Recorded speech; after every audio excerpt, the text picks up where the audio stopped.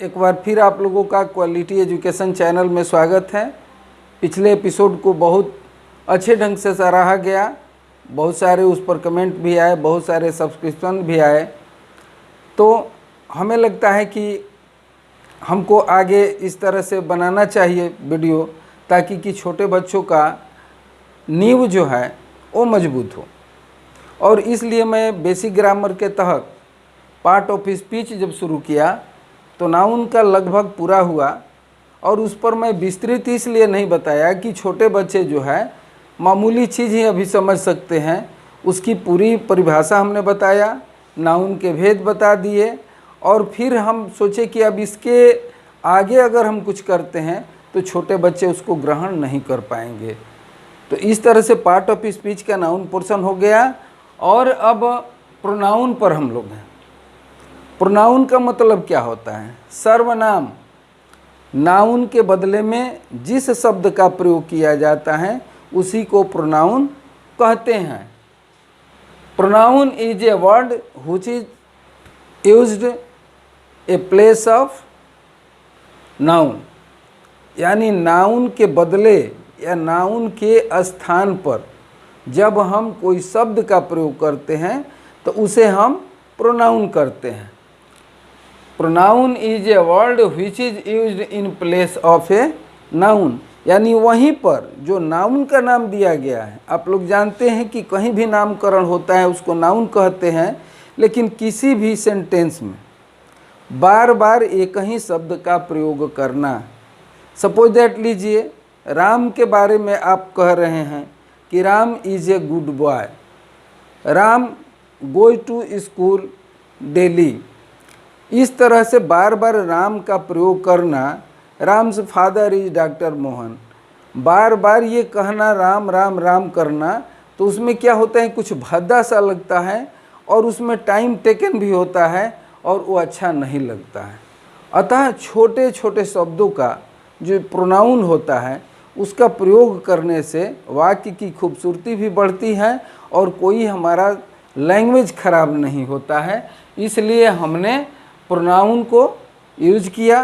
Pronoun का मतलब क्या हुआ कि नाउन के बदले में जो भी शब्द का प्रयोग करते हैं, जैसे मान लीजिए कि राम के बारे में कुछ कह रहे हैं, तो अब उसके बाद वही चीज़ है कि राम एक अच्छा लड़का है और वह प्रतिदिन स्कूल जाता है, वह अपने बड़ों का सम्मान करता है, उसे आगे आकर के और अच्छा क्वालिफिकेशन प्राप्त होता है। तो इस तरह से उसके लिए प्रोनाउंस का प्रयोग किया जाता है। अब यहाँ पर हम प्रोनाउन को समझ चुके होंगे, बच्चे भी हमारे समझ रहे हैं कि क्या काइंड ऑफ प्रोनाउंस, एक तरह के तो प्रोनाउन होते नहीं हैं। बार बार ही सी इट का प्रयोग, दे का प्रयोग नहीं किया जाता, बल्कि और भी तरह के प्रोनाउन होते हैं।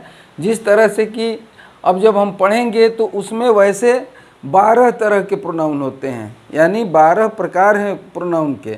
लेकिन छोटे बच्चे हैं उनको ज़्यादा से ज़्यादा 4 प्रोनाउन, 6 प्रोनाउन, 7 प्रोनाउन, 12 प्रोनाउन नहीं पढ़ाया जा सकता है। इसलिए हमने कोशिश किया है कि अभी हम आप लोगों को 7 प्रोनाउन ही हम पढ़ाएं। तो उसमें पहला है कि पर्सनल प्रोनाउन, पुरुषवाचक सर्वनाम। पर्सनल प्रोनाउन का मतलब होता है पुरुषवाचक सर्वनाम, जहाँ पर कि व्यक्ति विशेष के लिए उस सर्वनाम का प्रयोग करते हैं, उस शब्द का प्रयोग करते हैं। जैसे मान लीजिए कि आई, वी, ही, सी, यू, दे, इस तरह के शब्द जो आते हैं इसको हम क्या कहते हैं? पर्सनल प्रोनाउन कहते हैं। हिंदी में इसको क्या कहते हैं? पुरुषवाचक सर्वनाम। दूसरा है डेमोस्ट्रेटिव प्रोनाउन, निश्चयवाचक सर्वनाम, यानी जहाँ पर कि किसी चीज़ की निश्चितता हो। जैसे हम कहते हैं कि दिस इज ए काऊ, यह एक गाय है। इसमें निश्चितता यह है कि हम देख रहे हैं कि यह एक गाय है। दैट इज ए ट्री, हमको थोड़ा दूर पर दिखाई दे रहा है कि एक पेड़ है, इसलिए हम लोग कहते हैं कि दैट इज ए ट्री। इस तरह से दिस, दैट, दीज, दोज का ये सारा प्रयोग हम डेमोस्ट्रेटिव में करते हैं। और तीसरा हमारा है रिलेटिव प्रोनाउन, जिसमें कि हमारा संबंध स्थापित होता है।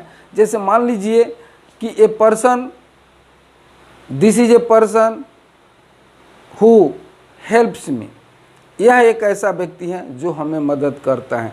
यहाँ पर जो बीच में हु आया है कि दिस इज ए पर्सन, यह एक व्यक्ति है जो हमारी मदद करता है। इसमें दो सेंटेंस है, एक तो दिस इज ए पर्सन और दूसरा है कि ही हेल्प्स मी। उसको कनेक्ट किया गया है, एक दूसरे से जोड़ दिया गया है, तो इसको कहते हैं हम रिलेटिव प्रोनाउन। अब हम आते हैं इंट्रोगेटिव प्रोनाउन, प्रश्नवाचक सर्वनाम। इसमें क्या है कि प्रश्न किया जाता है। हु इज रीडिंग, कौन पढ़ रहा है। हु इज टीचिंग, कौन पढ़ा रहा है। हु इज वीपिंग, कौन रो रहा है। इसमें प्रश्न करके जाना जाता है। जैसे मान लीजिए कि हु इज वीपिंग, कौन रो रहा है, तो राम इज वीपिंग, राम रो रहा है। यहाँ पर एक आंसर आता है कि राम रो रहा है। तो इस तरह से हम देखते हैं कि इंट्रोगेटिव प्रोनाउन, जिसे हिंदी में प्रश्नवाचक सर्वनाम कहते हैं, तो who is weeping, what is this. कभी कभी ये भी पूछा जाता है व्हाट इज दिस, यह क्या है। दिस इज ए बुक, यह एक किताब है। प्रश्न हमने किया और उसके जवाब भी मिलता है कि दिस इज ए बुक, यह एक पुस्तक है। अब आता है इंडेफिनिट प्रोनाउन, जिसमें अनिश्चयवाचक सर्वनाम होता है। इसमें क्या होता है कि सर्वनाम तो है लेकिन उसका निश्चित नहीं होता है। जैसे में कि no one has gone, both have come. तो इस तरह के जो प्रयोग होते हैं सर्वनाम का, जैसे नो वन हुआ, बोथ हुआ, तो ये दोनों चीज़ क्या है, सर्वनाम के ये उदाहरण हो गए। इंडेफिनिट का अनिश्चय जिसमें है वो निश्चित नहीं हो पा रहा है। अब छठवां आता है डिस्ट्रीब्यूटिव यानी विभाजक सर्वनाम। आप लोग पढ़े होंगे, आइदर अर का प्रयोग होता है, नाइदर नर का प्रयोग होता है। आइदर माने कोई न कोई और नाइदर कोई नहीं। तो यहाँ पर विभाजक का प्रयोग होता है, जैसे either of the two boys won the prize, दोनों में से कोई न कोई व्यक्ति जो है प्राइज को प्राप्त किया है। दो लड़के हैं यहाँ पर, दोनों में से कोई एक बच्चा जो है पुरस्कार को प्राप्त किया है। यहाँ पर हमेशा सिंगुलर नंबर में ही आप लोगों को प्रयोग करना होता है। और आपको हम बता दें कि अभी यहाँ पर नंबर की बात आती है, पर्सन की बात आती है, जिसको कि अभी पढ़ाना बाकी है, इसलिए बहुत आगे इसमें नहीं हम जा सकते हैं। अब हम आते हैं रिफ्लेक्सिव प्रोनाउन में निजवाचक सर्वनाम। निजवाचक सर्वनाम का मतलब ये होता है कि जो स्वयं के लिए होता है, जहाँ पर सब्जेक्ट और ऑब्जेक्ट दोनों से एक ही व्यक्ति के बारे में होता है। जो व्यक्ति कहता है वह अपने ही बारे में कहता है, उस चीज़ को हम निजवाचक सर्वनाम कहते हैं। जैसे है I should work my self, यानी मैं काम तो करूँगा, हमें काम करना चाहिए, लेकिन किसके लिए, अपने लिए, माई सेल्फ के लिए। इस तरह से ये निजवाचक सर्वनाम हो गया। और आपको ये 7 सर्वनाम आपको याद कर लेना है। वैसे इसमें कभी कभी ऐसा भी होता है कि 1-2 सर्वनाम आपस में मिले होते हैं। कहने को तो 12 सर्वनाम हैं, लेकिन मॉडर्न ग्रामर में क्या किया गया है कि इसी चीज़ को फैला करके 12 कोई कर देता है, कोई 11 कर देता है। यह एक ऐसी भाषा है जहाँ पर सब कुछ माफ़ है, सब कुछ इधर से उधर हो सकता है। आपकी गलती बस उतनी ही हो सकती है कि लोग कहेंगे कि ये नहीं होगा, आपका नियम सही होना चाहिए, उसका रूल सही होना चाहिए, संख्या से कोई अंतर नहीं आएगा। चाहे आप 6 बताएं या 7 बताएं, चाहे आप 12 बताएं, इन्हीं में सारा चीज़ समाहित होगा। तो यहाँ पर आप लोगों को प्रोनाउन के बारे में बता दिया गया है। आप प्रोनाउन अच्छी तरह से समझ गए होंगे। बस छोटा सा एक चीज़ जान लेना है कि नाउन के बदले जिस शब्द का हम प्रयोग करते हैं उसको हम सर्वनाम करते हैं, और कुछ इसमें नहीं जानना है। अब जितने तरह का सर्वनाम होता है उसका उदाहरण भी यहाँ पर दे दिया गया है। अगर आप लोग चाहे तो इसका स्क्रीनशॉट ले करके और पढ़ें इसको, और घर पर पूरी अंत तक वीडियो देखें। बहुत लोग ऐसा करते हैं कि शुरू में वीडियो देखते हैं, अंत तक नहीं देखते हैं, जिसका खामियाजा भी उन्हीं को मिलता है, पूरी तरह से समझ नहीं पाते हैं।